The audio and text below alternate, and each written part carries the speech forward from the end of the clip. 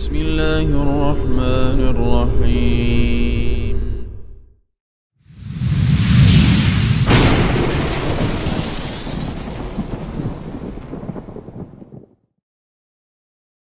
عليكم ورحمة الله وبركاته.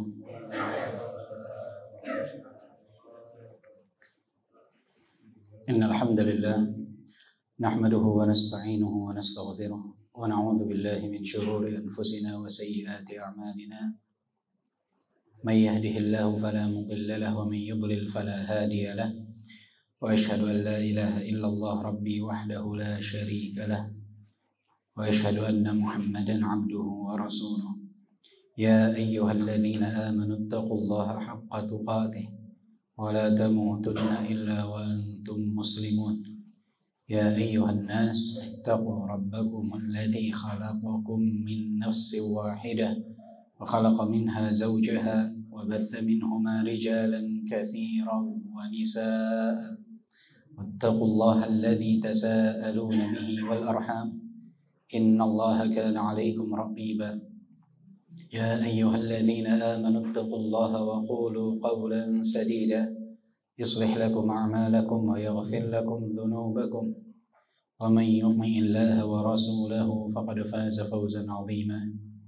اعلموا فإن أصدق الحديث كتاب الله وخير الهدي هدي محمد صلى الله عليه وسلم وشر الأمور محدثاتها وكل محدثة بدعة وكل بدعة ضلالة وكل ضلالة في النار. أما بعد.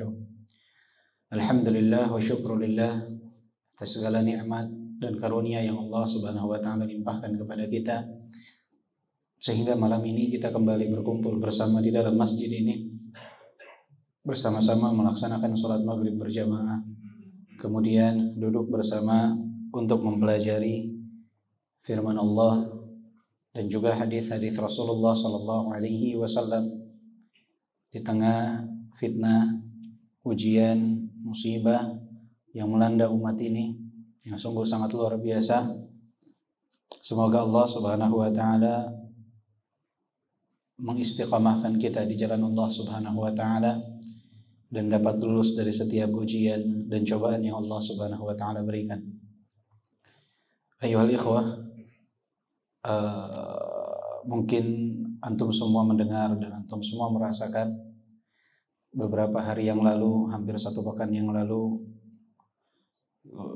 tentang kejadian gempa di daerah kita dan daerah sekitar kita.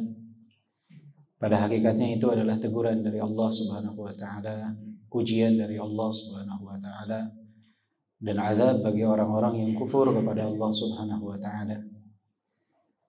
Disebutkan oleh Ibnu Abi Dunya bahwasannya Anas bin Malik radhiyallahu anhu suatu hari pernah datang dengan seseorang kepada Aisyah radhiyallahu anha.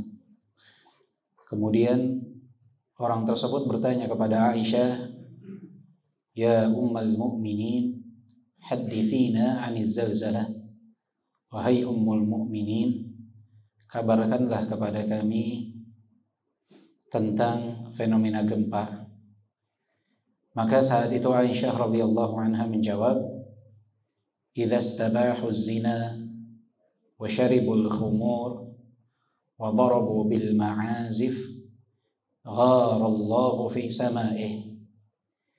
Jika telah ditolerir atau dibiarkan merebaknya perzinahan dan orang-orang meminum khamar dan alat-alat musik telah dimainkan, maka Allah Subhanahu wa taala di atas langit sana cemburu.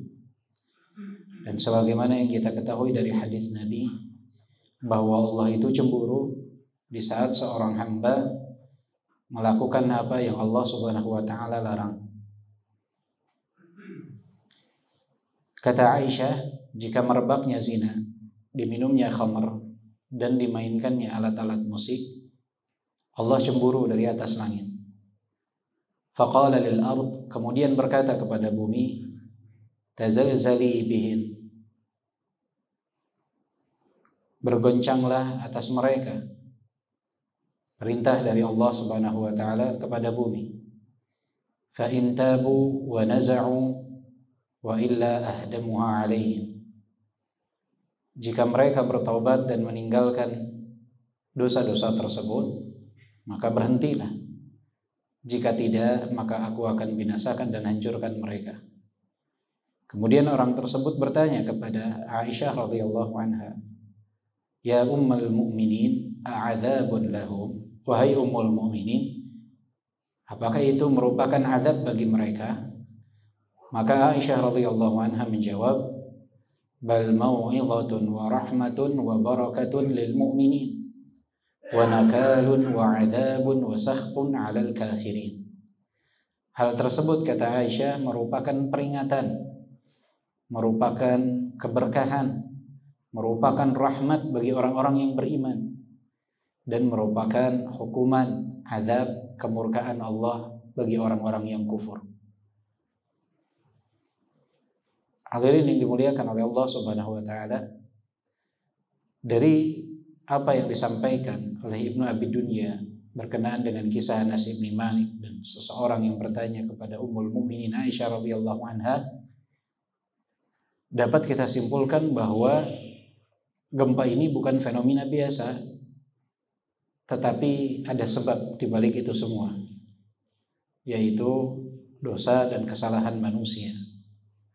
Dan di antara sebab utama munculnya dosa, munculnya gempa adalah 3 dosa yang disebutkan oleh Aisyah. Merebaknya zina, sehingga seakan-akan sesuatu yang biasa jika seseorang itu berzina dengan orang lain.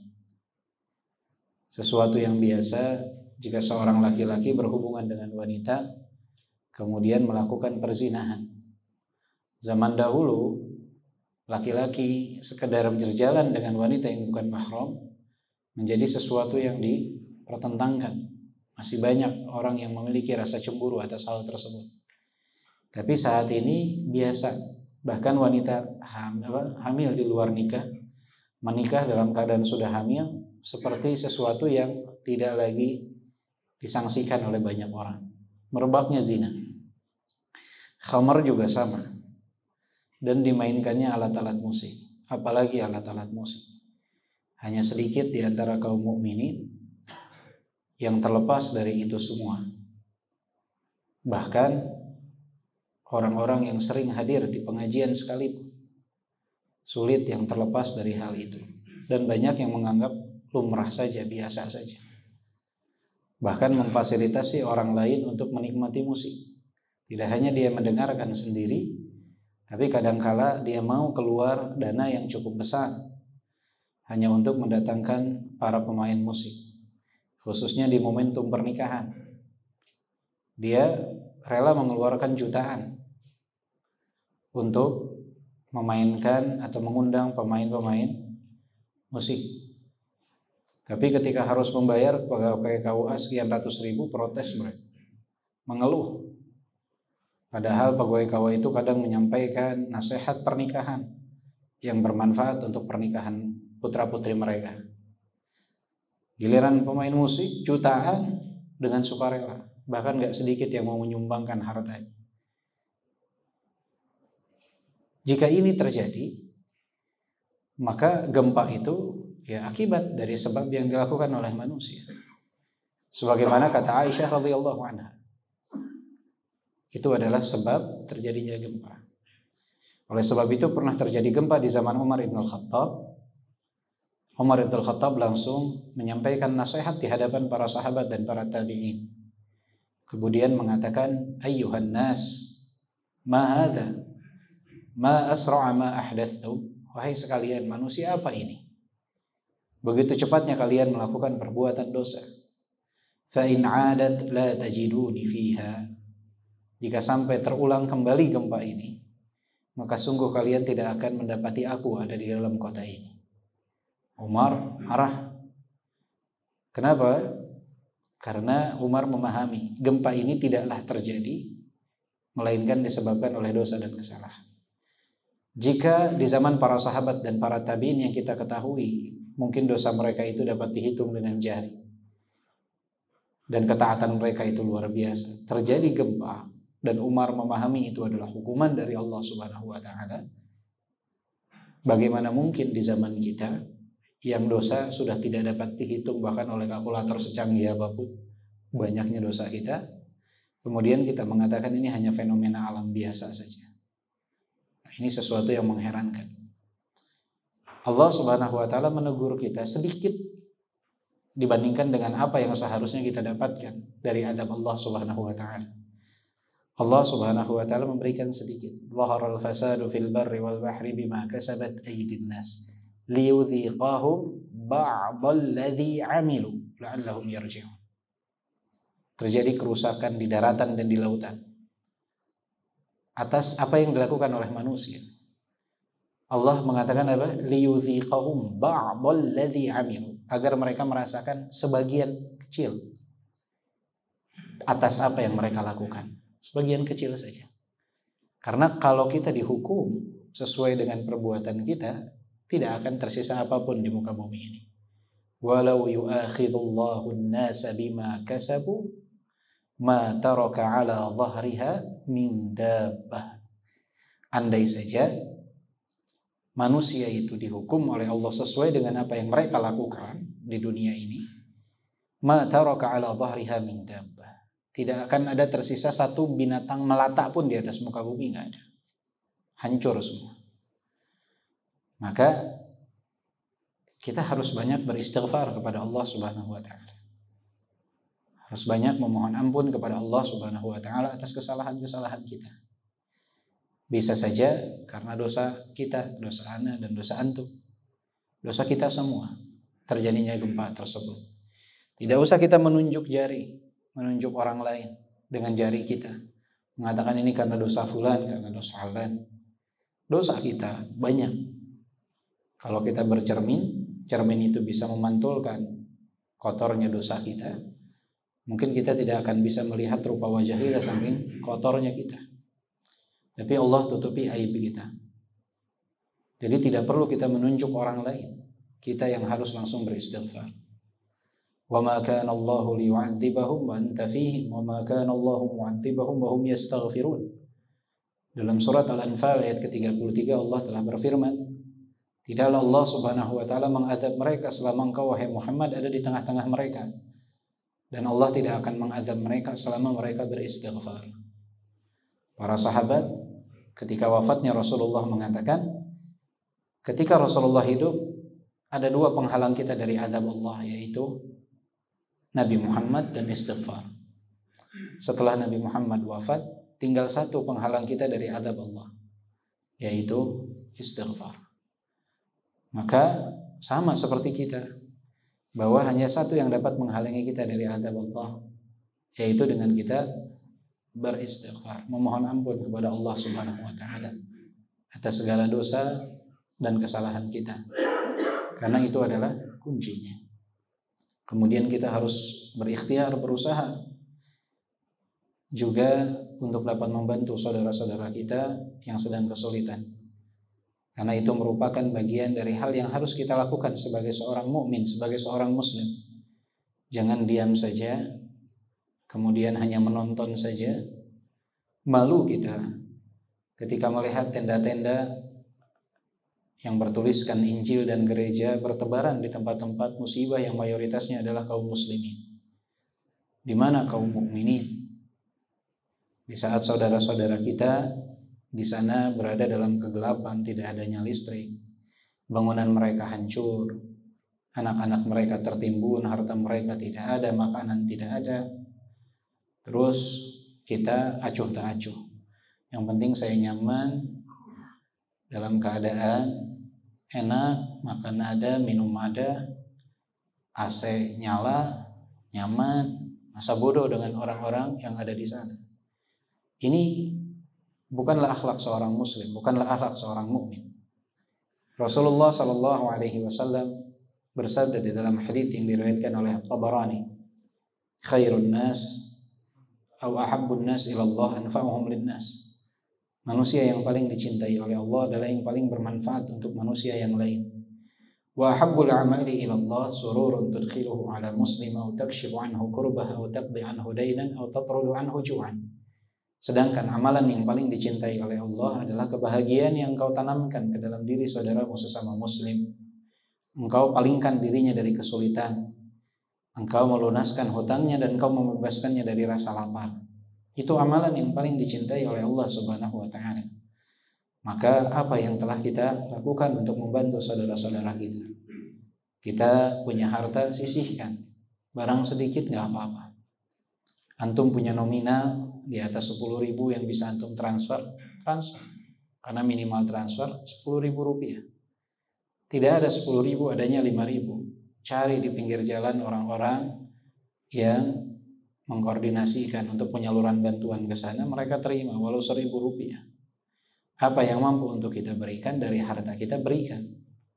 Walaupun kita anggap itu sedikit. Yang terpenting bukan nominalnya. Karena sedekah bukan hanya amalan atau ibadahnya orang kaya saja. Sedekah adalah amalan dan ibadah semua umat manusia, si kaya dan si miskin. Setiap muslim berhak untuk bersedekah. Bahkan Rasulullah SAW pernah mengatakan bahwa seseorang itu yang menyedekahkan 1 dirham dari hartanya bisa saja lebih baik daripada orang yang bersedekah 100.000 dirham. 1 dirham 2,975 gram perak. Mungkin kalau uang kita sekarang hampir 50.000 rupiah. 100.000 dirham, 100.000 dikali 50.000 sekitar 5 miliar. Orang yang bersedekah 1 dirham atau sekitar 50.000 itu lebih baik kata Rasulullah daripada yang bersedekah 5 miliar. Kapan itu terjadi? Kata Rasulullah, orang yang bersedekah 100.000 dirham dia punya harta yang banyak, luar biasa. Sedangkan orang yang bersedekah dengan 1 dirham, dia pada hakikatnya hanya punya 2 dirham. Tapi dia sedekahkan setengah dari hartanya, maka pahalanya lebih besar dari orang yang bersedekah 100.000 dirham. Misalkan ada orang punya harta 1 triliun, dia sedekah 1 miliar, hanya 0,5% dari hartanya. Tapi orang punya 100.000, dia sedekahkan 50.000, dia menyedekahkan 50% dari hartanya. Maka itu lebih istimewa. Itu lebih istimewa. Sedekah ini adalah amalan semua umat Islam, si kaya dan si miskin. Bahkan kadangkala sedekahnya si miskin ini, selain daripada dia menyedekahkan harta yang begitu sedikit yang dia miliki, dia sedekahkan nominal yang banyak atau bagian yang banyak dari hartanya. Di sisi lain juga miskin itu kalau bersedekah biasanya untuk orang yang miskin juga, yang mana sedekahnya itu, bantuannya itu digunakan untuk perkara-perkara yang bersifat penting. Entah untuk anak makan, untuk biaya pengobatan. Berbeda dengan si kaya yang kadangkala walaupun memberi dengan nominal yang tinggi, biasanya hanya untuk sesuatu yang bersifat pelengkap saja. Seseorang memiliki profesi misalkan yang gajinya minim, dia punya 100.000, ada temannya minjam 50.000. Kalau ditanya untuk apa? Untuk makan. Untuk apa? Untuk berobat. Pertama, dia dapat pahala besar karena menyisihkan setengah dari hartanya. Kedua, orang yang meminjamnya pun untuk kebutuhan yang sangat luar biasa. Beda dengan si kaya. Ada orang yang minjam ke dia 500 juta, dia punya 1 triliun. Hanya memberikan 0,05% dari hartanya. Kemudian yang pinjam 500 juta juga kalau ditanya untuk apa? Jawabannya untuk resepsi anak-anak pernikahan. Kalau ditanya untuk apa? Untuk beli mobil keluaran terbaru. Yang pinjamnya pun seperti itu. Bukan untuk kebutuhan yang mendesak. Maka inilah luar biasanya sedekah. Pahalanya besar dan tidak melihat dari nominal berapa banyak, tapi tergantung dari kondisi orang yang menyedekahkan tersebut. Bagaimana harta itu dibandingkan dengan apa yang dia miliki. Sehingga Rasulullah tadi katakan 1 dirham pahalanya lebih besar kadangkala dari 100.000 dirham. Karena yang bersedekah 1 dirham memiliki hanya 2 dirham. Bayangkan 1 banding 100.000 saja masih menang yang 1 dirham. Artinya bantu saudara-saudara kita ya ikhwah. Apa yang dapat kita lakukan? Kita tidak punya harta, kita bisa bantu tenaga. Kita nggak punya tenaga juga, harta tidak punya tenaga juga, sudah tua misalkan. Minimal bantu kita share. Bagaimana penyaluran bantuan untuk saudara-saudara kita di sana. Kita tahu ada satu lembaga yang amanah, kita bantu share kepada kawan-kawan kita. Tafadhol yang mau menyumbang, silahkan bisa lewat lembaga ini. Saya kenal mereka, saya yakin mereka amanah. Tidak menjadikan uang yang dititipkan kepada mereka sebagai momentum mereka wisata bencana alam, tapi betul-betul menyalurkan bantuan. Hati-hati juga, banyak saat ini lembaga atau kelompok manusia yang memanfaatkan terjadinya bencana alam pada saudara-saudara kita, imma untuk mengumpulkan harta di jalan yang tidak diridhai oleh Allah, bas cuma mengumpulkan saja, tidak disalurkan. Ada juga yang nisbah yang disalurkannya minim. Harta terkumpul 2 juta, diberangkat semuanya, 7 orang, 8 orang, 1 mobil. Bensinnya aja PP sudah berapa? Biaya makannya itu diambilnya dari yang 2 jutanya ini. Jadi biaya transportasi mereka bisa 1,5 juta, yang disalurkan paling 500.000 misalnya. Ini nggak makul yang seperti ini. Kalau dikira kontribusi kehadiran mereka minim, lebih baik dititipkan saja kepada orang-orang yang memang sudah ada di sana. Biar si 2 juta ini lebih optimal. Jadi nggak penting semua orang pasang bendera hanya untuk berfoto di tempat bencana alam. Ini bukan wisata bencana alam, tapi dilihat kontribusi orang yang paling berkontribusi jika hadir ke sana, yang paling manfaat, yang mendatangkan kemaslahatan. Jadi harus dicari juga orang-orang yang amanah untuk menyalurkan bantuan. Terlebih bukan pekan ini, 2 pekan, 3 pekan lagi, masyarakat Indonesia adalah orang-orang yang cepat lupa. Sekarang bantuan banyak, 2 pekan, 3 pekan lagi orang mulai pergi dan berpaling kepada kasus baru. Sedangkan di sana rumah mereka belum terbangun, penghasilan mereka juga belum normal seperti semula. Maka momentum-momentum ke depan itu, kebutuhan mereka terhadap bantuan kita jauh lebih besar dibandingkan saat ini.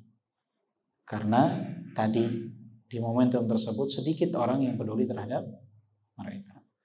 Maka semoga kita dapat menjadi di antara hamba-hamba Allah yang dapat mengambil ibrah dan pelajaran dari peristiwa gempa ini. Kemudian juga di antara orang-orang yang dapat membantu saudara kita. Dan yang paling utama adalah doakan mereka agar mereka diberikan ketetapan dalam akidah mereka, dalam ketauhidan mereka, diberikan kesabaran, kemudian dapat mendapatkan apa yang lebih baik dari apa yang telah hilang dari mereka. Dan semoga mereka dapat semakin menjadi hamba Allah yang bertakwa kepada Allah Subhanahu wa taala. Begitupun kita dapat mengambil ibrah dan pelajaran dari peristiwa ini. Ayyuhal ikhwah rahimani wa rahimakumullah. Insyaallah pada hari ini kita akan melanjutkan pembahasan kita dari kitab Tuhaf al-Ma'thuri 'anis Salaf, dan kita sekarang masuk ke pembahasan bab ke-30, yaitu husnul amal. Husnul amal. Qala al-Hasan al-Basri rahimahullah, innal mu'mina ahsana adh-dhanna bi rabbih fa ahsana al-amal, wa innal munafiqa asa'a adh-dhanna bi rabbih fa asa'a al-amal. Hilyatul Awliya li Abi Nu'aim. Syekh Abdul Razak menukilkan perkataan dari Al-Hasan al-Basri rahimahullah, yang mana beliau berkata, innal mu'mina ahsana adh-dhanna bi rabbih fa ahsana al-amal. Sesungguhnya orang yang beriman, mereka berhusnudzan kepada Rabb mereka, kepada Allah, maka mereka pun melakukan amalan-amalan yang baik.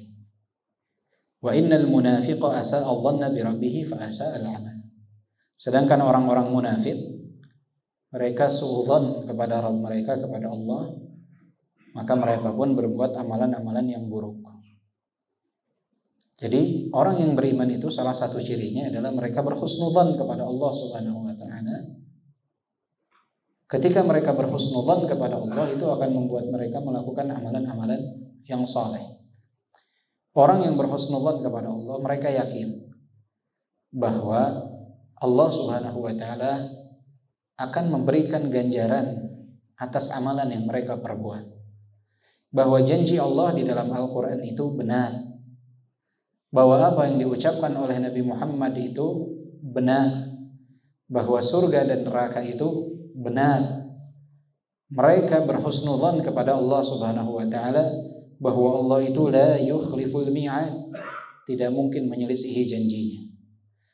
Mereka yakin, mereka berhusnudzan kepada Allah bahwa ketaatan mereka kepada Allah Subhanahu wa taala adalah sebab mereka mendapatkan kebahagiaan di dunia dan di akhirat. Mereka berhusnudzan kepada Allah Subhanahu wa taala di saat mereka melakukan ketaatan, itulah yang terbaik untuk mereka dan mereka tidak akan pernah kecewa di kemudian hari. Sehingga mereka melakukan amalan-amalan soleh. Berbeda dengan orang yang bersuudzon kepada Allah Subhanahu wa taala. Mereka berburuk sangka kepada Allah. Mereka tidak yakin tentang janji Allah. Mereka ragu tentang adanya surga dan neraka. Mereka ragu tentang azab Allah yang pedih. Mereka ragu tentang semuanya, menyebabkan mereka melakukan amalan-amalan keburukan. Mereka bersuudzon kepada Allah Subhanahu wa taala, merasa bahwa di saat mereka melakukan ketaatan, mereka tidak akan bahagia. Mereka tidak akan senang, mereka tidak akan mendapatkan kenikmatan. Sehingga mereka melakukan amalan-amalan yang buruk. Maka ayyuhal ikhwah, ciri orang yang berhusnudzan kepada Allah adalah terlihat dari amalan-amalannya. Apakah dia melakukan amalan yang soleh, berbuat kebaikan, berarti hamba tersebut berhusnudzan kepada Allah. Di saat seorang hamba melakukan amalan keburukan, saat itu dia sedang bersuudzon kepada Allah Subhanahu wa taala. Dan ini banyak dilakukan oleh kaum mukminin. Allah berfirman di dalam Al-Qur'an, "Wa may yattaqillaha yaj'al lahu makhraja wa yarzuqhu min haitsu la yahtasib." Siapa yang bertakwa kepada Allah, Allah akan berikan baginya jalan keluar dan memberikannya rizki dari jalan yang tidak disangka-sangka. Orang yang berhusnudzan kepada Allah, dia percaya atas janji Allah ini, sehingga dia tidak bekerja kecuali dalam pekerjaan yang dihalalkan oleh Allah.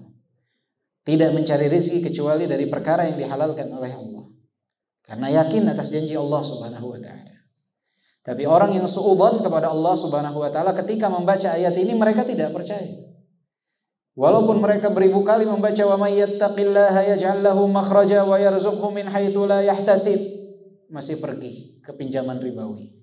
Enggak yakin, enggak mungkin lah. Yang haram saja susah, apalagi yang halal. Itu ucapan di kaum awam, kaum muslim. Sesuatu yang menyedihkan. Allah katakan bertakwa, aku akan berikan rizki, aku akan berikan jalan keluar. Orang yang bersuudzon kepada Allah mengatakan, tidak. Saya hanya akan keluar dari kesulitan kalau saya pergi ke bank meminjam pinjaman ribawi. Saya hanya akan keluar dari kesulitan jika saya melakukan atau bermain judi online. Saya hanya akan keluar dari kesulitan kalau saya pergi ke dukun, ke pesugihan. Baru saya dapat jalan keluar. Allah katakan bertakwa kepada Allah, aku akan berikan jalan keluar. Suudzon mereka kepada Allah Subhanahu wa taala. Hamba yang beriman tidak membaca ayat tersebut langsung istiqamah di jalan Allah Subhanahu wa taala. Tidak tergiur dengan pinjaman ribawi. Serendah apapun bunganya, riba tetaplah riba, memerangi Allah Subhanahu wa taala. Tapi hamba yang bersuudzon kepada Allah banyak alasannya. Kalau saya nggak kredit riba, kapan punya mobil? Kalau saya nggak kredit rumah riba, kapan saya punya rumah? Kalau saya nggak pinjam pinjaman ribawi, kapan saya mau mulai usaha? Suudzon. Makanya yang dilakukan amalannya amalan keburukan. Karena suudzonnya kepada Allah Subhanahu wa taala. Orang yang yakin kepada janji Allah, yakin kepada ucapan Rasulullah, husnudzon mereka kepada Allah. Ketika membaca hadis Rasulullah sallallahu alaihi wasallam, yang mana Rasulullah sallallahu alaihi wasallam bersabda, "Man taraka syai'an lillah 'awwadallahu khairan minhu." Siapa yang meninggalkan sesuatu karena Allah, Allah akan gantikan dengan yang jauh lebih baik. Hamba yang beriman berhusnudzon, dan dia jika mendapati di dalam pekerjaannya sesuatu yang diharamkan, dia tinggalkan. Tapi orang yang bersuudzon kepada Allah dan Rasulnya, ketika membaca hadis ini, dia tutup telinga dia dan tutup mata dia. Berpikir bahwa jika saya tidak bekerja di tempat yang haram ini, bagaimana saya bisa menafkahi istri dan anak-anak saya? Maka Kehusnudzan seseorang itu sangat berpengaruh terhadap amalan. Dan jangan pernah mengatakan keimanan itu yang penting di dalam hati saja. Keimanan itu diucapkan dengan lisan, diamalkan dengan perbuatan. Apa yang nampak secara zahir menggambarkan apa yang nampak dalam hati. Walaupun tidak semua yang berbuat kebaikan secara zahir, batinnya itu bersih, tidak. Tetapi jika zahirnya saja sudah buruk, maka sungguh itu menggambarkan apa yang ada dalam hati seseorang. Jadi apakah semua yang secara zahirnya baik di hatinya baik? Belum tentu juga. Orang-orang munafik zahirnya juga baik, tapi dalam hatinya menyimpan kekufuran. Tapi jika seseorang zahirnya saja dia tidak mau taat kepada Allah Subhanahu wa taala, maka itu muncul dari hati, karena hati yang menggerakkan dirinya untuk berperilaku demikian. Ya. Apakah hilang sisi baik semuanya? Enggak juga. Kadang orang itu punya nilai baik, nilai positif dalam diri. Tapi jika secara lahirnya dia buruk, maka ada kendala di dalam hati yang harus dibersihkan. Jadi kalau orang mabuk-mabukan, tidak mau sholat, tidak mau puasa, terus dia katakan yang penting hatinya baik, hatinya ada sesuatu yang buruk dalam hati yang harus dibersihkan. Tapi apakah buruk secara total? Ya enggak juga, masih ada kadang nilai-nilai positif yang keluar dari dirinya. Tapi hatinya ada kendala, 100% hatinya ada kendala. Ketika orang enggan sujud dan ruku kepada Allah, hatinya ada kendala. Dan itu harus dibersihkan. Apakah semua yang sholat pasti hatinya baik? Belum tentu juga. Tadi kita katakan ada orang-orang munafik yang mungkin ikut sholat tapi hatinya entah kemana. Jadi jangan lagi mengatakan yang penting dalam hati saja, tidak. Semuanya penting. Seseorang harus membersihkan hati, harus juga memperbaiki lahirnya. Contohnya wanita misalkan. Banyak wanita itu yang disuruh berjilbab, mereka katakan, saya mah yang penting jilbabin hati. Antum cari di pasar manapun, offline, online, gak ada yang jualan jilbab hati. Ya, gak ada. Ya jilbab, gak ada jilbab hati. Wanita harus memperbaiki hati dan harus memperbaiki lahirnya juga. Gak cukup hanya hati saja. Dan ketika dia enggan untuk menutup auratnya, tanda ada penyakit dalam hati yang harus dibersihkan. Apakah orang yang misalkan dia tidak berjilbab buruk 100%? Enggak juga. Mungkin kadang tutur katanya baik, ya, ramah orangnya, bisa jadi. Tapi kalau dikatakan bersih hatinya, tidak. Hatinya ada penyakit ketika dia enggan patuh kepada perintah Allah. Dia suudzon kepada Allah Subhanahu wa taala. Suudzon menganggap bahwa jika dia berjilbab dia tidak akan bahagia. Jika dia berjilbab dia tidak akan nyaman. Dia berjilbab dia tidak akan mendapatkan kenikmatan di dunia dan di akhirat. Suudzonnya itu kepada Allah menyebabkan dia enggan untuk berjilbab. Kalau dia berhusnudzon kepada Allah, dengar perintah Allah bahwa kewajiban wanita muslimah untuk berjilbab, dia husnudzon kepada Allah bahwa perintah ini untuk kebaikan saya. Perintah ini untuk menjadikan saya lebih bahagia. Perintah ini untuk menjadikan saya lebih nikmat dalam kehidupan. Tapi mereka tidak yakin dengan hal tersebut. Mereka menganggap jika mereka memenuhi perintah Allah, terbebas atau terampas kebebasan dalam diri mereka. Ini adalah buntut dari kesuudzonan kepada Allah Subhanahu wa taala. Sama orang yang enggan sholat juga. Ya, orang yang enggan taat kepada Allah, itu asal mulanya benihnya itu dari kesuudzonan kepada Allah Subhanahu wa taala. Menganggap bahwa hanya akan menyulitkan mereka, tidak akan membuat mereka nyaman. Jadi suudzon. Orang yang husnudzon kepada Allah, mereka yakini bahwa semua perintah Allah itu untuk kebaikan mereka. Semua yang diperintahkan Allah itu untuk kemaslahatan mereka. Semua yang diperintahkan oleh Allah itu untuk kebaikan mereka di dunia dan di akhirat. Sedangkan orang yang suudzon curiga bahwa apa yang diperintahkan Allah ini tidak akan mendatangkan kebaikan untuk mereka di dunia ataupun di akhirat. Maka kita harus menjadi hamba Allah yang berhusnudzon kepada Allah Subhanahu wa taala. Maka Syekh Abdul Razak mengatakan, kaifa yakunul mudayyi'ul mufarritu muhsinan adh-dhann bi rabbih? Bagaimana mungkin orang yang berpaling dari Allah Subhanahu wa taala, mereka termasuk orang-orang yang berhusnudzan kepada Allah, wa huwa an rabbih wa maulahu syaridun wa an ta'atihi mubta'idun wa an abwabi rahmatihi wa maghfiratihi mu'ridun. Sedangkan mereka berpaling dari Allah Subhanahu wa taala, jauh dari ketaatan, dan mereka menjauh dan berpaling dari pintu rahmat dan ampunan.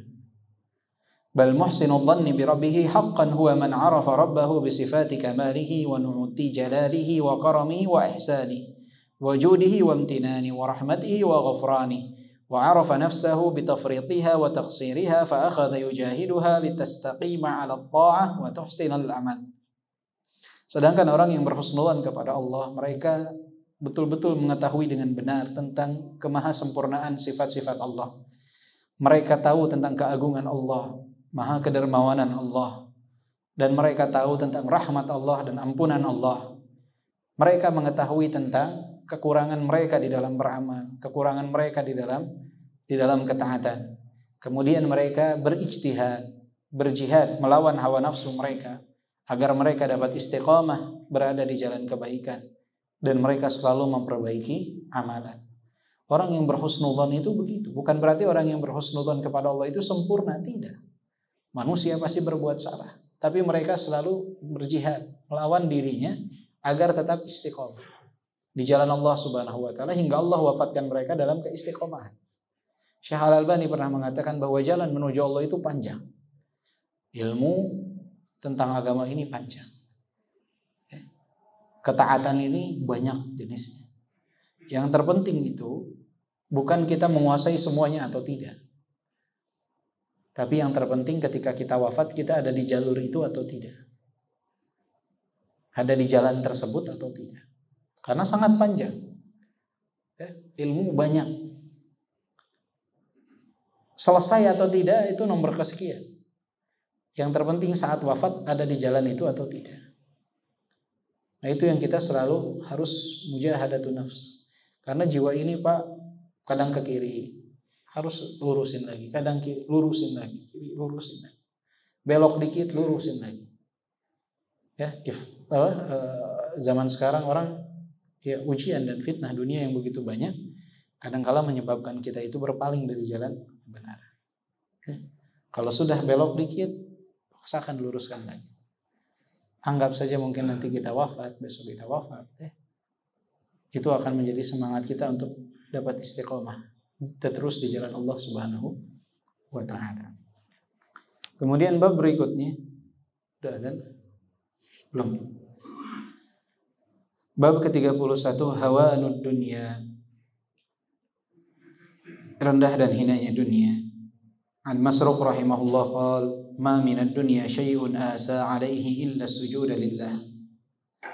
Musannaf Ibnu Abi Syaibah. Masruq rahimahullah di dalam Musannaf Ibnu Abi Syaibah disebutkan pernah mengatakan, tidaklah dari dunia asa 'alaihi illa as-sujuda lillah.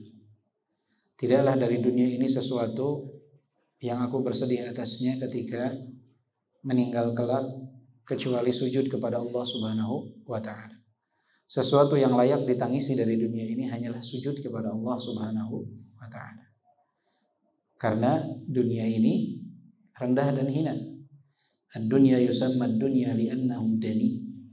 Dunia itu disebut dunia karena dia dani, rendah. Ya. Dunia rendah. Kalau dunia tidak rendah, tidak mungkin orang yang kufur kepada Allah, Allah kasih dan lapangkan rezeki bagi dia. Saking hinanya dunia ini, Allah kasih kepada siapapun. Yang bertakwa dan yang kufur, Allah kasih dunia. Karena sangat tidak berarti. Dunia, ya dunia, sesuatu yang akan kita tinggalkan. Orang ketika meninggal tidak akan membawa apapun, semua ditinggalkan. Tidak ada yang berarti kecuali amalan soleh dari seorang hamba. Orang ketika meninggal ya sudah, assalam, selamat tinggal semuanya. Tidak ada, dan jangan pernah berpikir kalau kita meninggal itu dunia akan berhenti gitu. Kadang orang berpikir, kalau saya meninggal, bagaimana nanti kantor tempat saya bekerja? Bagaimana usaha yang saya jalankan? Bagaimana masjid yang saya pegang? Bagaimana jadwal kajian yang biasa diisi? Antum meninggal, hari itu, besoknya semua sudah ada ganti. Antum pengurus masjid, ada pengurus baru. Antum muadzin, akan ada muadzin baru. Antum pengisi kajian, akan ada pengisi kajian baru. Antum sebagai suami bahkan setelah selesai masa iddah, Bisa jadi istri antum juga punya suami baru. Banting tulang, berangkat matahari belum terbit, pulang matahari sudah terbenam. Sholat nanti dulu, mencari nafkah. Adzan berkumandang, bodoh amat. Kerja. Meninggal di masa hidup bangun rumah mewah, kasur empuk, beli mobil mewah. Meninggal 4 bulan 10 hari istrinya dilamar. Menjadi istri dari orang lain. Datang suami barunya ke rumah, antum tuh yang antum kerja tuh banting tulang tuh. Tidur di kasur yang antum beli. Ya. Sekarang jadi suaminya bekas istri antum. Mobil yang antum banting tulang tuh, yang sholat antum tinggalkan, semua antum tinggalkan, dia yang pakai. Tuh kalau orang yang meninggal dalam kondisi kayak begitu tuh, dia bisa ngelihat tuh. Emosinya luar biasa. Ditinggalkan semuanya. Ninggalin utang bank lagi. Ninggalin utang bank, benar. Sedih. Ditinggalkan, semua nggak ada. Dunia, ya dunia. Ditinggalkan. Makanya Ali bin Abi Thalib pernah sering mengatakan ucapan Ali ini. Ali bin Abi Thalib mengatakan, ya ahlal qubur ammal amwalu faqad qusimat wa amman diyaru faqad sukinat wa ammal azwaju faqad nukihat. Hadza khabaru ma indana fama khabaru ma indakum. Wahai ahlul kubur, hartamu telah habis dibagikan. Tempat tinggalmu kini dihuni oleh orang lain. Istri-istrimu jadi istri-istri orang lain. Itu kabar yang ada pada kami tentang kehidupan dunia yang kalian tinggalkan. Apa kabar yang ada pada kalian?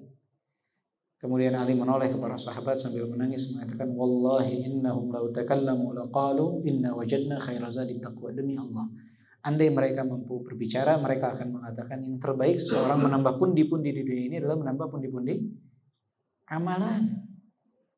Amalan. Itu yang manfaat. Bukan berarti seseorang harus meninggalkan dunia. Tidak, dia punya kewajiban di dunia ini.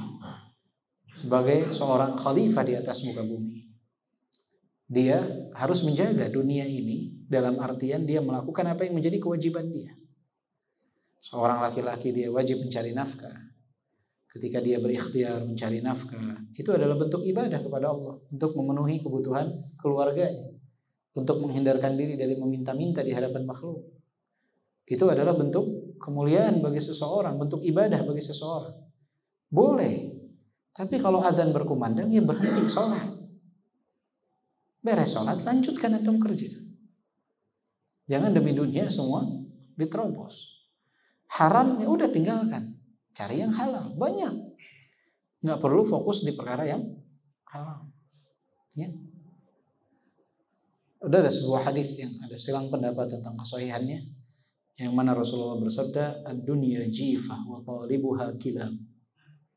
Dunia ini adalah bangkai. Ad-dunya jifah. Dunia ini adalah bangkai. Wa talibuha kilab. Dan siapa yang mencari-cari bangkai itu? Adalah segerombolan anjing. Bangkai, nggak ada yang nyari bangkai. Tahu kita harusnya maslahat kita itu adalah kehidupan setelah dunia, bukan dunia itu sendiri. Semua akan ditinggalkan, selesai. Semua. Itu melihat orang ketika ada yang meninggal, tertawa lagi, ngobrol lagi dengan teman-teman. Atau hanya akan menjadi jenazah, mayat, udah selesai. Bahkan di hari meninggalnya kita, nama kita juga hilang kan. Jenazah udah disolatin belum? Mayit kapan dikuburkan? Mayitnya mau dikuburin di mana? Jenazahnya mau disolatin di mana? Fulan bin Fulan hilang. Gelar doktor, profesor hilang. Pangkat jenderal semua hilang. Semua hilang. Akan kembali menjadi bangkai. Makanya itu yang dikatakan oleh Malik bin Dinar kepada Muhallab ketika mendapati Muhallab berjalan dengan penuh keangkuhan. Kata beliau, awwaluka nutfatun madhirah wa akhiruka jifatun qadhirah. Wa anta fiha baina dzalika tahmilul 'adhrah. Engkau bermula dari air mani yang hina, akan berakhir menjadi bangkai yang busuk. Dan selama hidupmu hanya membawa kotoran di dalam tubuh. Itulah dunia. Akan ditinggalkan. Semua akan ditinggalkan. Nggak akan tersisa kecuali amalan soleh. Makanya kata Masruq, yang aku tangisi hanya sujud saja. Makanya ketika Muhammad ibn Sirin di akhir hayatnya menangis. Ketika ditanya, kenapa engkau menangis wahai Muhammad ibn Sirin? Kata Muhammad ibn Sirin, abki litafriti fil ayyamil khaliyah wa qillati amali lil jannatil 'aliyah wa ma yunjini minan naril hamiyah. Kata beliau, abki litafriti fil ayyamil khaliyah, yang aku tangisi adalah kelalaianku di saat waktuku yang lapang. Wa qillati amali lil jannatil 'aliyah, dan sedikitnya amalanku untuk menggapai surga yang tinggi. Wa ma yunjini minan naril hamiyah, dan siapa yang akan melindungi aku dari panasnya api neraka. Nangisnya begitu. Jadi setiap orang itu pasti takut mati. Semua manusia, yang soleh, yang tidak soleh, semua manusia takut mati. Hanya takut matinya itu berbeda antara kita dengan para sahabat. Kalau kita seringnya takut mati, takut meninggalkan dunia, takut meninggalkan keluarga. Kalau mereka itu takut matinya itu takut bagaimana nasib mereka setelah kematian. Apa yang mereka akan dapati setelah kematian? Apakah keridhaan Allah atau kemurkaan Allah? Jadi kalau kita takut matinya itu dari matinya mundur ke belakang, takut meninggalkan apa yang ada di belakang, seakan-akan merasa aman tentang bagaimana nasib kita setelah kematian. Mereka takut mati bukan takut meninggalkan dunia, nggak penting bagi mereka dunia. Mereka takut mati bagaimana nasib mereka setelah kematian. Itu yang mereka takutkan. Maka kita harus punya pola pikir sama seperti mereka. Kita takut mati itu bukan takut tentang meninggalkan dunia, tapi takut apa yang kita persiapkan setelah kematian. Maka itu yang harus kita takuti. Bagaimana nasib kita setelah kematian. Maka di sini Syekh Abdul Razak mengatakan, la yaqulu hadza illa man 'arafa haqaratad dunya wa hawanaha. Wa amma man lam ya'rif dzalik fa innahu la ya'sa 'ala syai'in illa 'alaiha. Tidaklah berkata demikian kecuali seseorang yang mengetahui tentang hinanya dunia, tentang fananya dunia. Sedangkan orang yang tidak mengetahui tentang hal tersebut, maka mereka tidak akan bersedih kecuali justru menangisi dunia itu sendiri. Jadi kalau orang yang tidak memahami tentang hinanya dunia, yang mereka itu akan rindu kepada dunia, rindu bukan kepada amalan soleh, tapi rindu kepada dunia itu sendiri. Rindu kepada kelalaian-kelalaian mereka ketika mereka tinggal di dunia. Nangis, tidak mau meninggalkan dunia, tidak mau meninggalkan harta bendanya. Tapi orang yang beramal soleh, dia yang dia tangisi sholat dia, sujud dia, itu yang dia rindukan. Sholat dia, puasa dia, seluruh amalan soleh itu yang dia rindukan. Maka itu yang harus jadi kerinduan kita kepada dunia ini, agar kita mendapat keridhaan Allah Subhanahu wa ta'ala. Semoga Allah Subhanahu wa ta'ala memberikan keridhaan kepada kita semua, dan kita dapat melaksanakan apa yang kita ucapkan dan kita dengarkan. Karena yang paling berat adalah mengamalkan. Bicara mudah, mendengarkan juga mudah. Yang sulit mengamalkan. Yang sulit mengamalkan. Jadi ketika antum mendengar anak mengucapkan A, B, C, D, E, F, G, jangan pernah berpikir bahwa semua ini telah dikerjakan oleh anak. Tidak. Sama-sama kita berikhtiar untuk bisa lebih baik. Jadi ketika suatu saat antum misalkan mendengarkan ucapan seseorang, kemudian ternyata orang tersebut tidak melakukan apa yang dia ucapkan, jangan itu dijadikan sebagai sandaran antum untuk tidak melakukan kebaikan tersebut. Jelas ya? Jika misalkan Anda mengatakan A, kebaikan, antum tidak melihat Anda melakukan A itu, jangan menjadikan antum meninggalkan perbuatan A. Karena antum akan ditanya tentang diri antum. Begitupun anak akan ditanya tentang diri anak. Jika kita wafat, nafsi-nafsi masing-masing. Antum harus melakukan karena antum telah mendengar. Anak pun harus melakukan karena anak telah mengucapkan. Jadi jangan sampai antum ketika melihat ada orang mengucapkan tidak mengamalkan, menjadikan antum yang mendengar tidak mau juga mengamalkan. Jangan. Tapi semoga kita dijauhkan dari itu semua. Semoga kita semua termasuk orang-orang yang mengamalkan apa yang kita ucapkan dan apa yang kita dengarkan. Dan kita harus tanasuh bil haq, harus saling memberi nasihat dalam kebaikan. Jika kita tidak mendapati saudara kita melakukan apa yang diridhai oleh Allah, saling memberi nasihat agar kita menjadi hamba-hamba yang diridhai oleh Allah Subhanahu wa ta'ala. Allahu a'lam bishawab. Semoga apa yang Anda sampaikan bermanfaat untuk Anda dan kita semua. Insyaallah kita lanjutkan pembahasan kita pada pertemuan berikutnya, masuk nanti ke bab ke-32 dan bab yang selanjutnya. Wallahu a'lam bishawab. Qultu ma sami'tum. Subhanakallahumma wa bihamdika asyhadu an la ilaha illa anta astaghfiruka wa atubu ilaik. Walhamdulillahirabbil alamin. Assalamualaikum warahmatullahi wabarakatuh.